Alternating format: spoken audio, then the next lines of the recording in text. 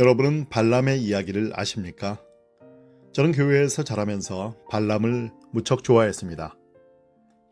발람의 이야기는 성경에서 가장 웃긴 이야기라고 생각했죠. 발람 이야기의 배경은 이렇습니다. 이 이야기는 히브리 백성이 이집트의 잔인한 노예 생활에서 벗어나 가나안의 자유로운 구원의 삶을 향해 가는 40년간의 순례가 거의 끝나갈 무렵에 있었던 일입니다. 40년. 그렇습니다. 무려 40년입니다. 많은 무리의 사람들을 이집트에서 가나안으로 데려가는 게 쉽지 않다는 것을 고려한다 해도 2주 혹은 길어야 한 달이면 끝날 여정이었습니다. 그렇다면 어떻게 이들은 1년 안에 끝날 여행을 40년으로 연장하게 되었을까요? 그 연유는 다음과 같습니다. 그들은 하나님의 백성으로서 회중으로 형성되어 가는 중이었지만 아직 형성되지는 않았습니다. 그들은 너무도 많은 시간을 말다툼하고 반항하고 불평하는 데 보냈습니다. 적으로부터 자기 삶의 모든 내용을 지시받고 규제받다가 친구들과 함께 사는 삶으로 옮겨가는 것은 매우 힘든 일입니다.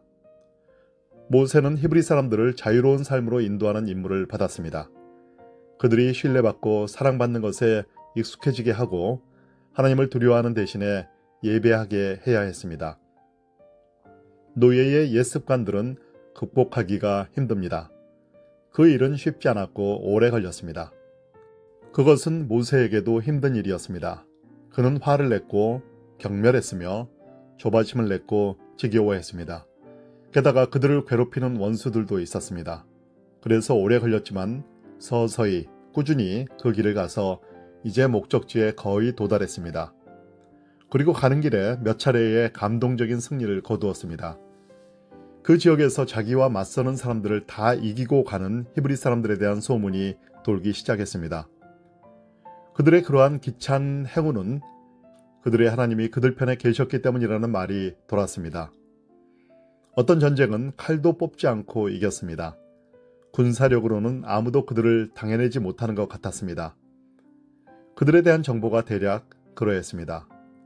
그 히브리 사람들이 이제 가나안 입성 지점인 여리고에 거의 다 왔습니다. 이제 모압 땅만 지나가면 도착지에 이르러 온전한 자유민이 될 참이었습니다. 모압의 왕 발락이 히브리 사람들이 원수들을 계속해서 이긴 소식을 듣고 당황했습니다. 그래서 그는 이리저리 생각을 하다가 답을 찾았습니다. 신들의 도움이 필요하다고 판단한 것입니다.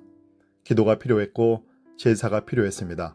주술에 능한 사람이 필요했고 어디에 가면 그런 사람을 구할 수 있는지 알았습니다.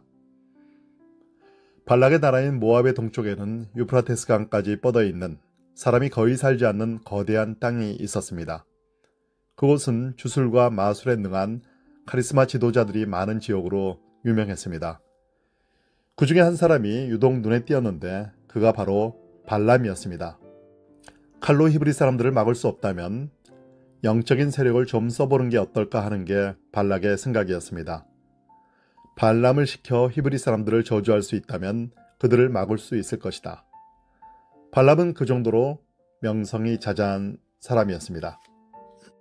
발락은 자기 사람들을 불러 파견팀을 구성하여 큰 돈을 주고 발람을 고용해서 이스라엘을 저주하게 하라고 시켰습니다. 그들은 발람에게 발락의 메시지를 전했습니다. 당신의 도움이 필요하오. 이집트에서 한 백성이 나왔는데 그들이 이 지역 여기저기를 다니고 있어. 아무도 그들을 막을 수 없고 그들이 나를 압박해 오고 있으니 부디 와서 나를 위해 그들을 저주해서 내가 그들을 이길 수 있게 해주시오. 당신의 명성은 익히 들어 알고 있어. 당신이 축복하는 사람은 복을 받고 당신이 저주하는 사람은 저주를 받는다고 들었어. 그러나 발람은 영리했습니다. 그는 생각해 볼 시간이 필요했습니다. 발람은 파견 온 사람들에게 말했습니다. 오늘 밤은 여기서 지내십시오. 기도해 보고 내일 아침에 하나님이 내게 시키는 대로 하겠습니다. 지금 여기에서 우리가 보는 사람은 발람이라는 것을 기억하시기 바랍니다. 그는 아마도 이스라엘의 하나님에 대해서 아는 바가 전혀 없었을 것입니다.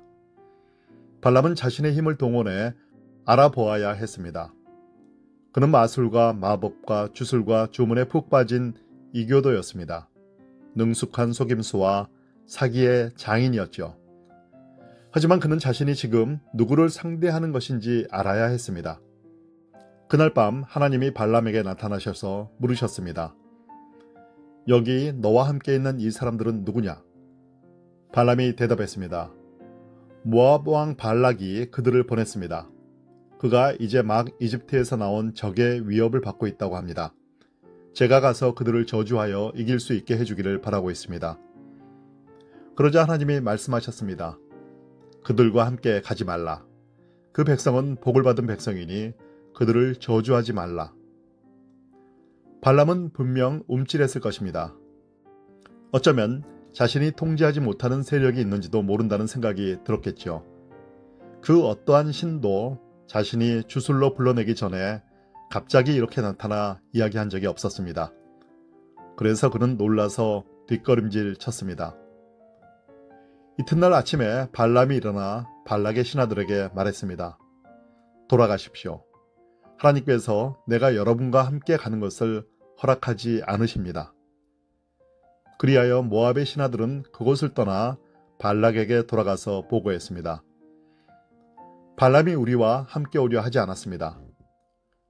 그러나 발락은 받아들이지 않았습니다. 절박해진 그는 또 다른 신하들을 다음의 정갈과 함께 보냈습니다. 발락이 이렇게 말씀하십니다. 부디 거절하지 말고 내게 오시오. 당신에게 명예를 주고 후하게 보상하겠소. 무엇이든 시키는 대로 하고 얼마든지 살이하겠으니 와서 저 백성을 저주해 주시오. 호기심이 당기기 시작한 발람은 돈에는 별 관심이 없는 척했습니다. 오늘 밤 여기서 지내십시오. 이번에는 하나님께서 어떻게 말씀하시는지 알아보겠습니다. 이것은 물론 시간을 벌기 위한 수작이었습니다. 발람은 분명 돈에 관심이 있었지만 자신이 지금 무엇과 마주하는 것인지 아직 알 수가 없었습니다. 그는 신들과 영들의 세계에 동달한 사람이었습니다. 그러니 자기 패를 잘 알아야 했습니다. 그날 밤 하나님께서 다시 발람에게 나타나 말씀하셨습니다. 이 사람들이 여기까지 너를 보려고 이렇게 왔으니 그들과 함께 가거라. 하지만 내가 너에게 시키는 것 외에는 절대 아무 일도 해서는 안 된다. 그래서 발람은 아침에 일어나 나귀의 안장을 얹고 그 신하들과 함께 모압으로 갔습니다. 이 시점에서 아주 우스운 이야기가 삽입이 됩니다. 발람은 발락을 만나서 자기 나귀를 타고 가고 있었습니다. 그때 주의 천사가 길 한복판에서 칼을 휘두르며 그를 막았고 나귀는 그것을 보고 급히 길에서 벗어나 도랑으로 뛰어들었습니다. 발람은 나귀를 때려 다시 길로 돌아서게 했습니다. 그 다음에 그들은 양쪽으로 울타리가 세워진 포도밭으로 들어갔습니다. 나귀는 이번에도 하나님의 천사가 길을 막는 것을 보고 울타리로 달려들었고 그러는 바람에 발람의 발이 울타리에 짓눌렸습니다. 발람은 다시 나귀를 때렸습니다. 세 번째로 천사가 막아선 것은 매우 비좁은 길목에서였는데 거기서는 오른쪽으로도 왼쪽으로도 빠져나갈 틈이 없었습니다. 발람의 나귀는 천사를 보자 그만 주저앉고 말았습니다. 발람은 화가 치밀어 막대기로 나귀를 3개 때렸습니다. 그러자 나귀가 말을 했습니다. 도대체 제가 당신께 무엇을 잘못했기에 저를 이렇게 3번씩이나 때리십니까? 발람은 너무 화가 나서 나귀가 말을 한다는 사실에도 놀라지 않고 말했습니다. 내게 칼이 있었으면 벌써 너를 죽였을 것이다. 그러자 나귀가 대답했습니다. 이때까지 저는 당신의 충실한 나귀가 아니었습니까? 제가 전에 당신에게 이와 같은 짓을 한 적이 있습니까? 발람은 나귀의 말이 옳음을 인정할 수밖에 없었습니다. 그때 발람은 지금까지 나귀가 보았던 것을 보았습니다. 칼을 든 주의 천사가 길을 막고 서 있었던 것입니다. 발람은 자기 계획에 골몰하느라 발락을 위해서 해주는 일로 약속받은 보상에만 집착하느라 하나님의 임재를 보지 못한 것입니다. 말 못하는 나귀가 이 유명한 예언자보다 더 하나님께 깨어 있었던 것입니다. 영적인 힘을 행사한다는 명성을 누리면서도 발람은 자기 나귀보다도 더 멍청했습니다. 온통 자기 자신과 자기 계획에만 몰두하느라 하나님의 분명한 임재도 보지 못했습니다. 그러나 발람은 욕심으로 이미 돌아오지 못할 길을 가고 있었습니다. 그는 발락이 있는 곳에 이르렀습니다. 이제는 무슨 일이 있어도 발락의 돈을 받아갈 참이었습니다. 발락과 발람은 함께 계획을 짰습니다. 그들은 정교한 희생의식을 구상하여 히브리 사람들의 진영이 내려다 보이는 높은 언덕에 7개의 제단을 세웠습니다. 숫소와 순양을 각 제단에 번제로 드렸습니다. 그리고 발람이 히브리 사람들을 돌려보낼 저주의 말을 하기를 모두가 기다렸습니다. 발람이 입을 열었습니다. 그런데 놀랍게도 그의 입에서 나온 것은 축복의 말이었고 히브리 사람들의 승리를 약속하는 시였습니다. 그러나 발락과 발람은 멈추지 않았습니다. 그들은 저주가 먹힐 다른 산을 찾아다녔습니다. 그리고 다시 7개의 제단을 세우고 숫소와 순양을 드리는 정교한 의식을 반복했습니다. 그런데 이번에도 축복의 말이 나왔고 전보다 더 좋은 말이었습니다. 그래도 그들은 포기하지 않았습니다. 아니, 포기할 수 없었습니다. 그들은 강박적이 되었습니다. 어떻게든 하나님을 우리 편에 서게 해서 히브리 사람들을 막아야 한다. 그들은 세 번째 산을 찾았는데 그것은 모세가 나중에 고별 설교를 한 유명한 비스가 산이었습니다. 그들은 이 산에서는 성공하겠지 하고 생각했습니다. 그러나 그곳에서도 실패했습니다. 저주가 아닌 축복의 말이 흘러나왔습니다. 이 산에서 저 산으로 분주히 옮겨다니면서 어떤 산과 저주의 조합이 이 일을 이루어낼지 전전긍긍하는 모습이 상상되지 않습니까? 발람이 끌어올 수 있는 모든 영적 기술, 온갖 조잡한 의식과 주문의 도구들을 사용하여 어떻게든 하나님을 움직여 그분의 백성을 몰아내려고 애를 쓰는 모습이 그려지십니까?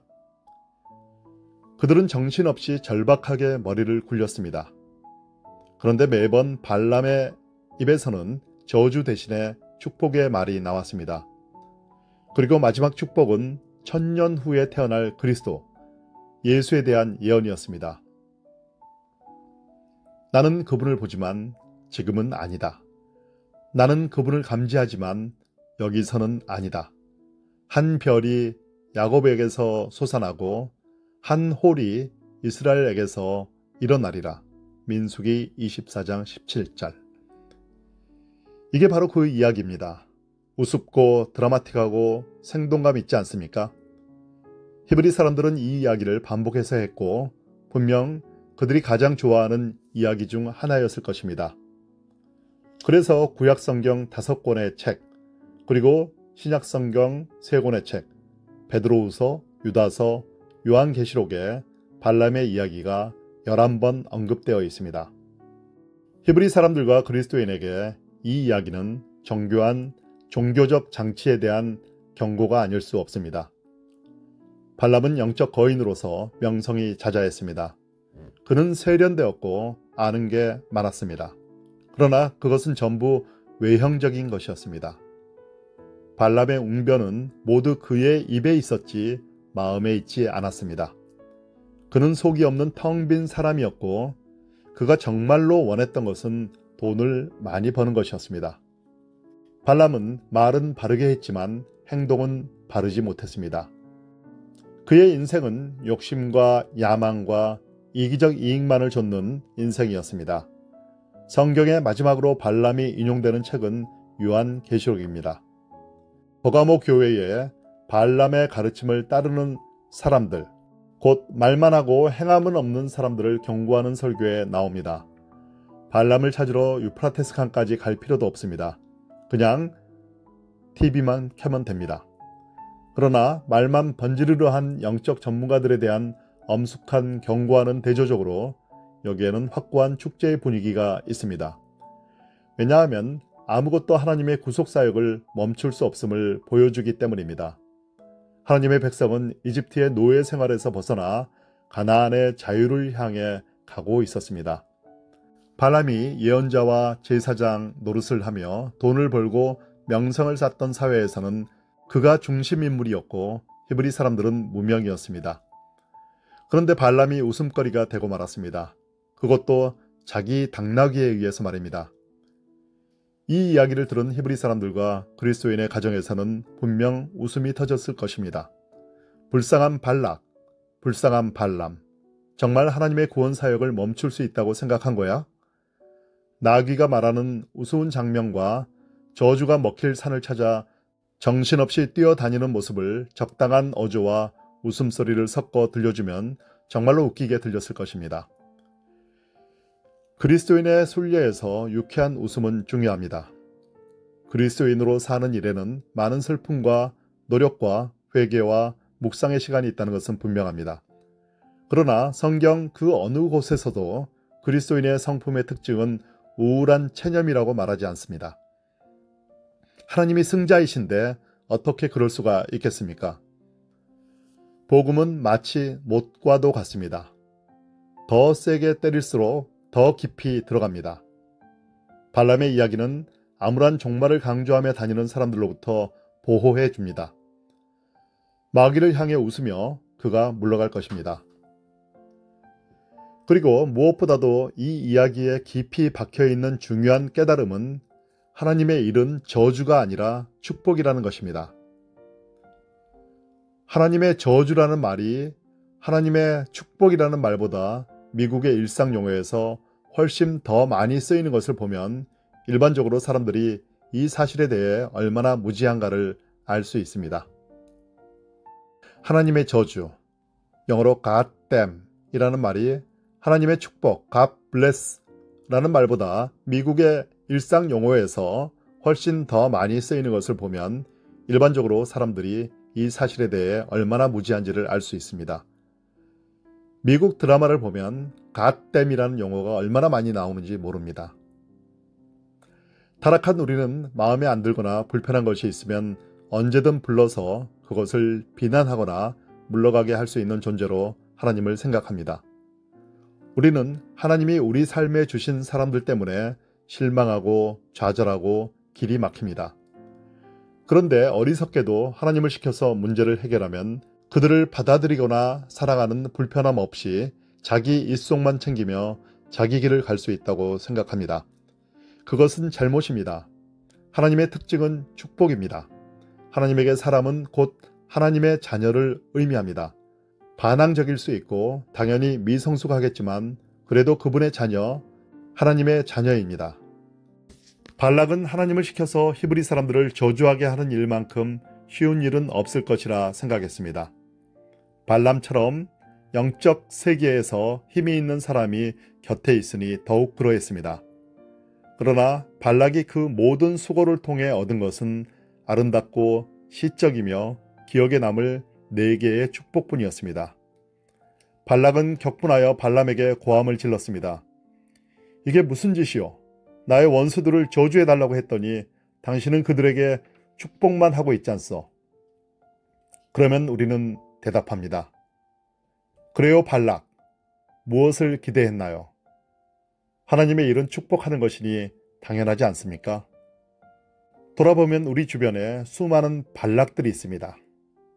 그러한 발락들에게 우리는 담대히 그리고 기쁘게 하나님의 일은 축복하는 것이니 당연하지 않습니까? 라고 말해야 될 것입니다. 여러분 모두에게 하나님의 축복과 하나님의 은총이 넘치기를 기도합니다. 아멘.